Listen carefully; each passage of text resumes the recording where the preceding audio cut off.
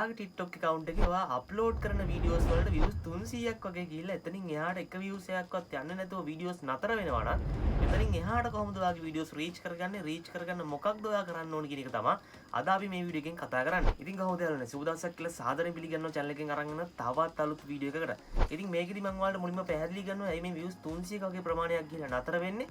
මේක හදාගන්නේ කොහොමද මෙතනින් එහාට වීඩියෝ එක රීච් කරගන්නේ කොහොමද කියලා අද මේ වීඩියෝ එකේදී කියලා දෙනවා. ඉතින් මෙන්න මේ වීඩියෝ එකේ මම කියා දෙන දේවල් ටික අනිවාර්යයෙන්ම ඔයා කරලා බලන්න. ඔයාගේ වීඩියෝස් වලට views ගන්න පුළුවන්. ඉතින් ඒ වගේම මෙන්න මේ උඩ වැටෙන කාඩ් එකෙන් ගිහිල්ලා ඒ වීඩියෝ එකත් බලන්න. ඒ වීඩියෝ එකේදීත් මම කියලා දීලා තියෙන්නේ TikTok වල settings හදාගන්න හැටි සම්බන්ධව.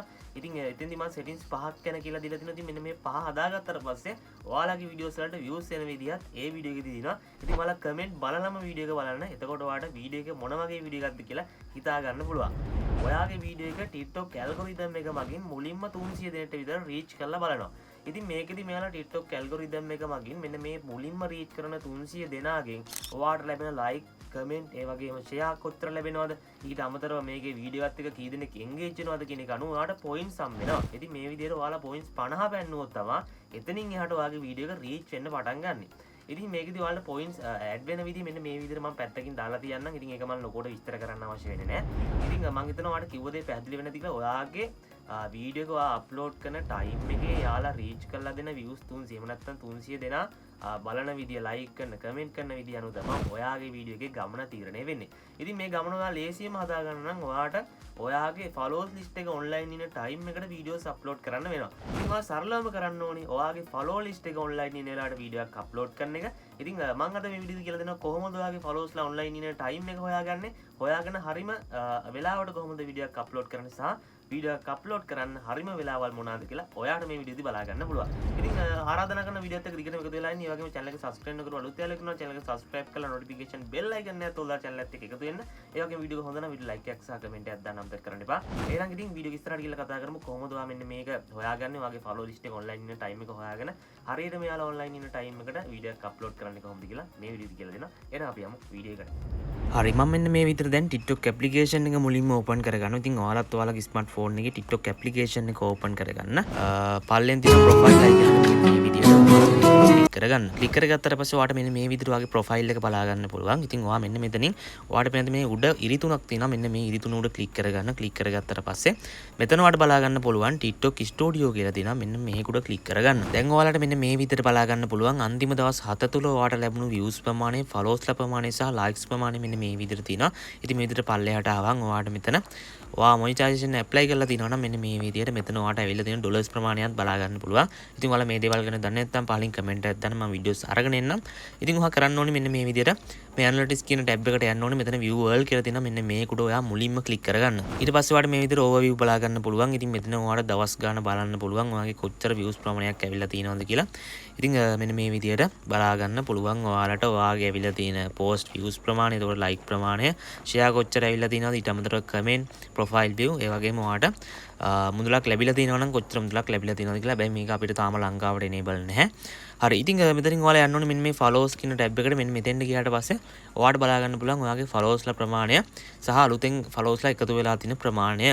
ඉතින් මෙතන පල්ලට ආවට පස්සේ ඔයාට මේ විදිහට බලා ගන්න පුළුවන්. ඉතින් මෙතෙන්ට ආවට පස්සේ ඔයාට බලා ගන්න පුළුවන් මෙන්න මේ විදිහට most active times කියලා මෙන්න මේ විදිහට තියෙනවා.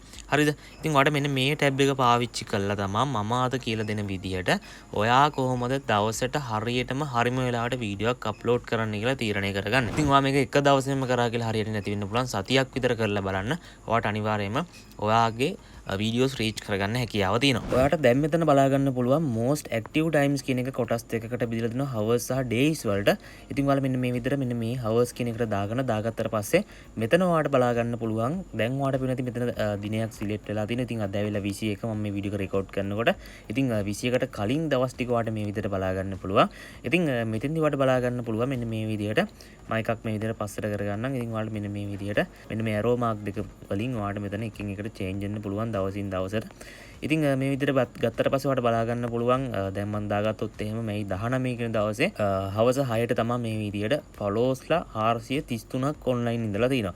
ඉතින් මේ ටයිම් එකට මම වීඩියෝ එකක් දැම්මා නම් එහෙම ගොඩක් දුරට මගේ වීඩියෝස් වලට views 1000 පන්නලා ඉන්න ඉඩකඩ තියෙන බොහොම වැඩි. මොකද ෆලෝස්ලා ඔන්ලයින් ඉන්නවා කියලා කියන්නේ අපි වීඩියෝ එක දාපු ගමන් වීඩියෝ එක ෆලෝස්ලාට යනවා. එතකොට අපිට එතනින් වැටෙන ලයික් කමෙන්ට් අනුව අපේ වීඩියෝ එකේ ඉස්සරහා ගමන තීරණය වෙනවා. වීඩියෝ එකේ මුලින් කිව්වා වගේම මම මේ දේවල් කියන්නේ TikTok ඇල්ගොරිතම් එක ගැන හොයලා බලලා ඉතින් ඔයා අනිවාර්යයෙන්ම මේ දේ කරන්න.